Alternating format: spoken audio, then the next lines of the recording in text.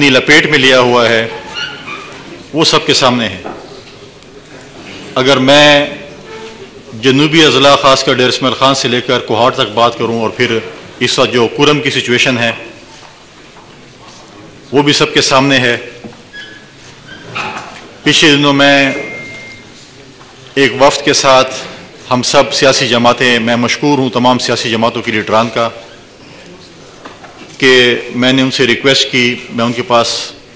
हाजिर भी हुआ, किसी के साथ फ़ोन पर रब्ता हुआ, तो उन्होंने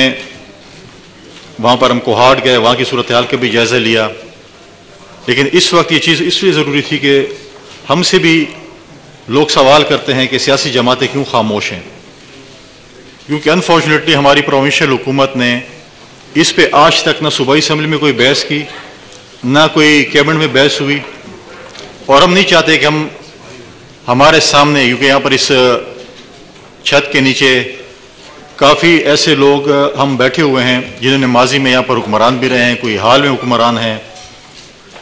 तो हमने ये कहा कि हम एक ऑल पार्टीज कॉन्फ्रेंस करके अमन के हवाले से, अपने वसाइल के हवाले से हम एक एलान भी बनाएं। और मेरी तो एक तजवीज़ होगी जिसको आगे आप जाकर इसको अगर तमाम दोस्त एग्री करते हैं कि हमें इसमें एक, क्योंकि हमें एक मौका आज मिला कि सब इकट्ठे हैं, कि हम इसमें एक पॉलिटिकल कमेटी और एक टेक्निकल कमेटी बनाएं। टेक्निकल कमेटी मीन्स कि जो हमारे वसाइल के हवाले से है, और पॉलिटिकल कमेटी ऐसी होनी चाहिए जो हम अगर इसके बाद जो हमारा एलामिया बनता है तो हम अपनी जो मुकदमा है या जो हमारा केस है, जब हम प्रेसिडेंट ऑफ पाकिस्तान या प्राइम मिनिस्टर या किसी भी स्टेक होल्डर से मिलते हैं, ताकि वो वहाँ पर जाकर हमारा ये जो केस है वो हम अपना जाकर अपने दलील के साथ, दलाइल के साथ बयान करें और अपना सूबे का हक है या सूबे का अमन है उसके हवाले से हम बातचीत कर सकें। लिहाजा ये चीज़ें हैं, क्योंकि हम ये भी चाहते हैं कि देखें आज तक जब से हुकूमत आई है उसकी कोई परफॉर्मेंस ऑडिट नहीं हुई। उसकी परफॉर्मेंस ऑडिट जो है वो भी होनी चाहिए कि आज तक, क्योंकि सियासत हर किसी का, जमहूरियत है, यहाँ पर हम लोग बैठे हैं, हर किसी का अपना एक मैनिफेस्टो है, हर किसी का अपना एक इलेक्शन में जाते हैं, कभी हम इत्तेहाद में होते हैं, कभी एक दूसरे के खिलाफ हम इलेक्शन भी लड़ते हैं, लेकिन जब सूबे की अमन की बात आती है, सूबे की वसाइल की बात आती है तो हमें इकट्ठा होना चाहिए। पिछले दिनों भी एक सूबे के अमन के हवाले से बात आई तो हम सब चीफ मिनिस्टर हाउस गए थे अपने सियासी इख्तलाफात भुलाकर। पहली दफ़ा शायद हुकूमत जब आई है PTI की, जब से हम पहली दफ़ा शायद CM हाउस गए थे, लेकिन वन पॉइंट एजेंडे पे गए थे कि हम अमन अमान जो है उसके लिए बात करते हैं। ये आज जिस कॉन्फ्रेंस का मैं इनकाद करता हूँ, ये हक तो बनता है कि सूबाई हुकूमत करती है, हमारे चीफ सेक्रेटरी साहब करते और सबको बुलाते कि अमन के हवाले से हमें तजावीज़ दें, वसाइल के हवाले से दें, ताकि हम जाकर इकट्ठा एक जिरगा बनाकर वफाक के पास जाएँ और अपनी केस प्रेजेंट करें। लेकिन वो नहीं कर सके, लेकिन उसके बावजूद में हमें तो खामोश नहीं बैठना था, हमें इकट्ठे होकर इस चीज़ पे काम करना था। और हम इंशाअल्लाह आपके जो है वो उनकी जो है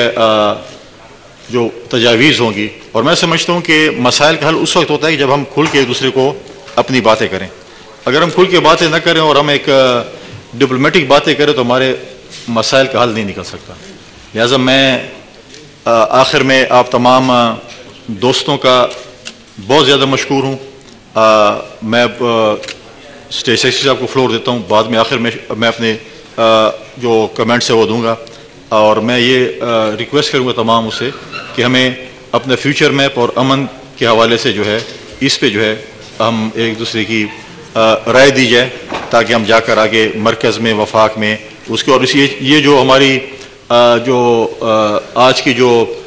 एलामिया जो भी है वो हमारे, क्योंकि यहाँ पर लीडर ऑफ द अपोजिशन भी बैठे हैं सूबाई असम्बली में और हमारे अपोजिशन के पार्लिमानी लीडरान भी बैठे हुए हैं, तो उनको भी हम ये देंगे ताकि वो सूबाई असम्बली में अपनी कम अज़ कम ये एलामिया हमारा वहाँ पर भी सूबाई हुकूमत को बताएं कि हम जो है अमन के हवाले से और वसाइल के हवाले से हमने जो आज की एलामिया होगा वहाँ पर भी इनको हम कहेंगे वो प्रेजेंट करें। शुक्रिया, बड़ी मेहरबानी।